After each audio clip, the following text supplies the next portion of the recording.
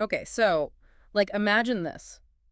You're finally going for it, right? You're learning to code, chasing that web developer dream.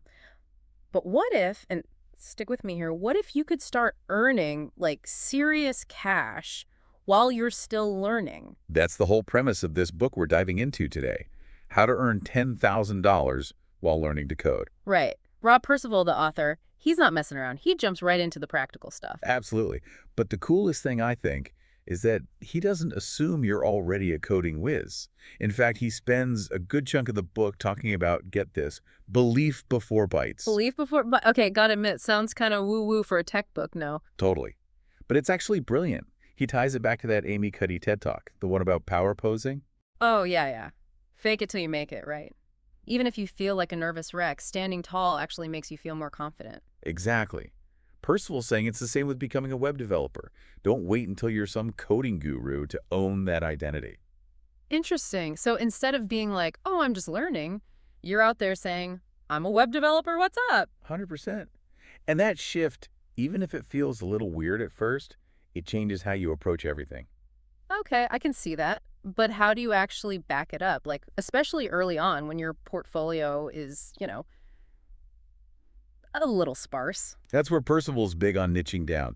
He says your past experience, even if it seems totally unrelated to tech, can be a huge advantage. Like, take Percival himself, for example. Mm. Before all this web dev stuff, he was a math teacher. Right, right.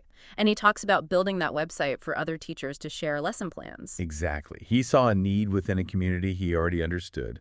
He could speak their language, Yeah. relate to their struggles, Yeah. instant credibility boost, even as Yeah. a coding newbie. So it's not just about learning to code, it's about finding that sweet spot where your skills and passions overlap with the web dev world. Nailed it. And to showcase that niche, to really put yourself out there, Percival's a huge advocate for, like, building an online presence early. Wait, hold up. Before I've even got projects to show off, I should have a website. Think of it less as a portfolio and more like, planting your flag. Doesn't have to be fancy, just something that says, this is who I am, this is what I'm into, this is the kind of work I want to do. And I guess having your own domain name maybe linked to a Twitter bio Mhm. makes you look way more legit, right? Exactly. You're establishing yourself, you're building that credibility, even while you're still learning the ropes. Okay, so we've got the right mindset, we've found our niche, we're building our little corner of the internet. But let's get real for a sec. At some point, we gotta like turn this coding thing into actual money, right? Absolutely. And Percival's all about that. He has a whole section on freelance platforms, but with a really interesting approach. He's like, don't go in trying to become a millionaire overnight. Which, let's be honest, is what most people are thinking when they sign up for those sites. Totally. But Percival sees this early stage as more about learning and building your portfolio. Like, think of it as an apprenticeship where you're actually getting paid to level up your skills. Okay, I like that. So where do we even start? Where can we find those like beginner-friendly gigs? He's a big fan of Upwork and Freelancer.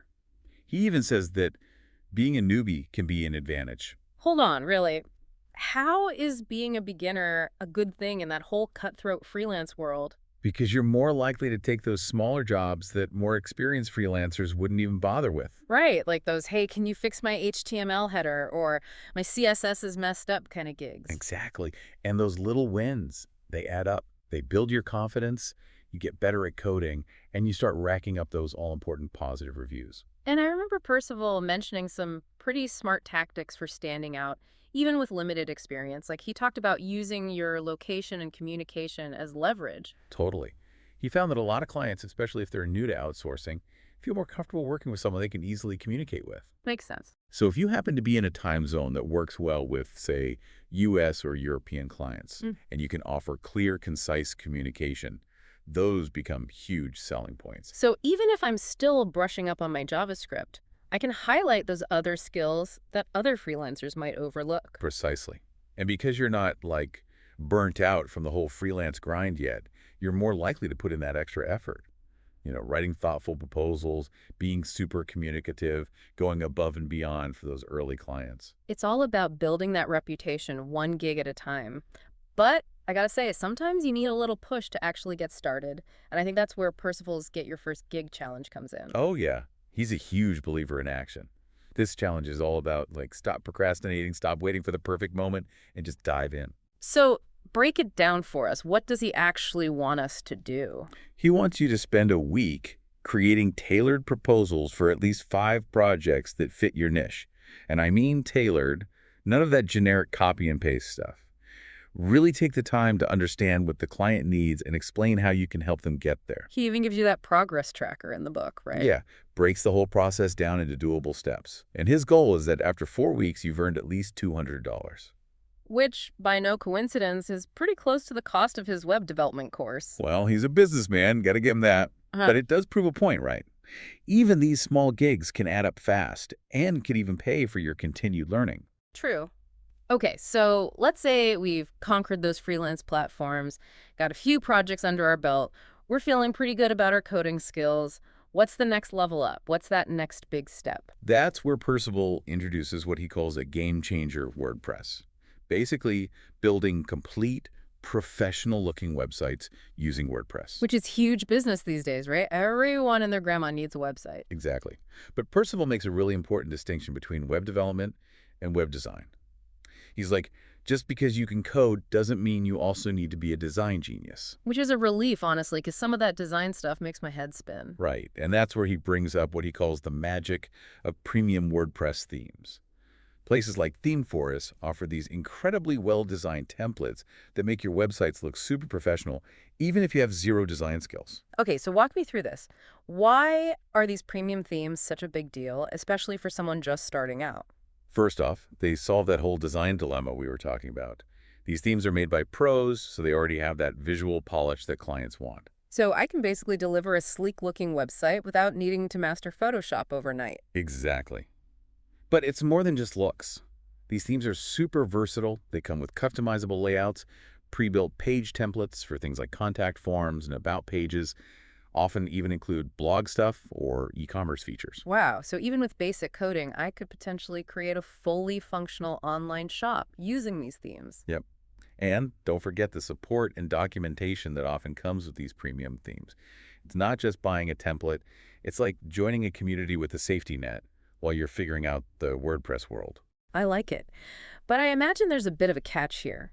To land those bigger WordPress gigs, you need a portfolio. But how do you build a portfolio without those digs? Percival's got a few tricks up his sleeve for that.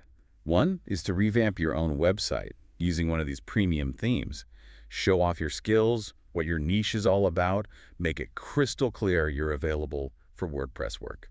Like you said earlier, planting your flag, but this time it's a super stylish flag. Exactly. And if your website's looking sharp, think about offering your services to, like, friends, family, local businesses, maybe at a discount or even for free, just to build up that portfolio. Great idea. They get a brand new website, you get experience and testimonials, win-win. Totally. And once you've got a few solid projects under your belt, you can confidently start going after those higher paying clients. The ones that let us finally ditch those ramen noodle dinners. Exactly. But before you start sending out proposals left and right, Percival emphasizes how important it is to write really strong proposals that show you get to the client and what they need. He's big on clear communication, right? Making sure everyone's on the same page from day one. Absolutely. He gives some really practical advice for setting clear expectations, defining those project milestones, and even how to handle those dreaded, oh, can you just add this one tiny thing requests that can throw a whole project off track. It's about knowing your worth, right? Not being afraid to ask for what you deserve, which can be scary when you're starting out. For sure, it's a learning curve. But as you gain experience, you'll find your own rhythm for pricing, managing clients, and delivering awesome results. So we've gone from coding newbies to confident freelancers building amazing websites with WordPress and handling clients like pros. And hopefully making some decent money along the way. But Percival's story doesn't end there. He goes on to share his own journey, the ups and downs, the lessons he learned along the way. And it's pretty inspiring stuff. And that's what we'll dig into next time, right? Because his story isn't just about code and freelancing. It's about sticking with it, learning from those inevitable screw-ups, and how to turn your passion into a real career. All right, so we're back, wrapping up our deep dive into Rob Percival's How to Earn $10,000 While Learning to Code.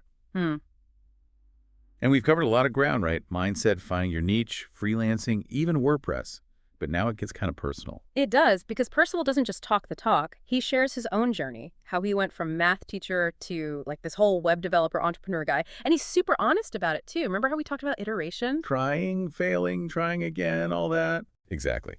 Well, his first few attempts at building websites, total flops. Like, one was this idea for a site where teachers could buy and sell used textbooks. Sounds pretty practical. What was the problem? He hadn't quite figured out the whole scratch your own itch thing yet. The idea made sense, but he wasn't passionate about used textbooks. He built it because he thought it would be a good business, not because it was something he needed himself. Oh, okay. So it's not enough to just find a need. Gotta really feel it yourself, huh? Good reminder. And that's what led him to his first big success, eco-web hosting. He wanted an eco-friendly web host.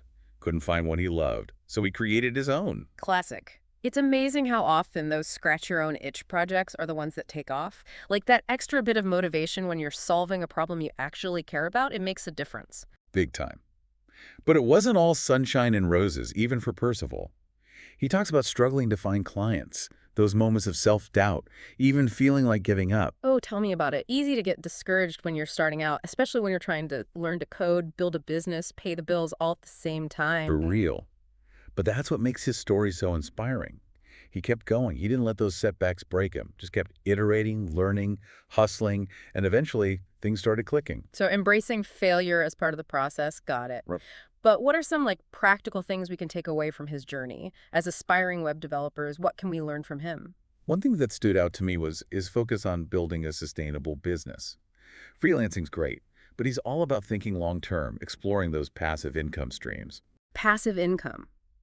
Earning money while you sleep. That's the dream. How do we make that happen? He talks about a few different strategies. One is building affiliate websites, basically sites that recommend products or services, and you get a cut of each sale. So instead of always trading time for money, you're building something that can generate income, ideally, 24/7. Exactly.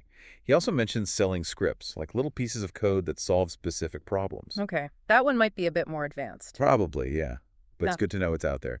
Another interesting one he talks about is buying existing websites, improving them, and then selling them for a profit. Like flipping houses, but with websites. Exactly. He even gives you pointers on what to look for in a website and how to increase its value. See, that's what I love about this book. It's not just about coding. It's like this whole roadmap to online entrepreneurship. Totally. But I think the biggest takeaway is that success isn't some magical formula or overnight thing. It's about sticking with it, being adaptable, and never stopping learning. Couldn't agree more. So as we wrap up, what was your biggest takeaway from the book? What really stuck with you? For me, it was that idea of scratching your own itch. Such a simple phrase, but it's a powerful reminder that the best businesses usually come from solving problems we've experienced firsthand. Love that. And on that note, thanks for joining us for this deep dive into how to earn $10,000 while learning to code. We hope you walked away with some valuable insights and, who knows, maybe even a business idea or two. Go out there and build something amazing. And until next time, happy coding!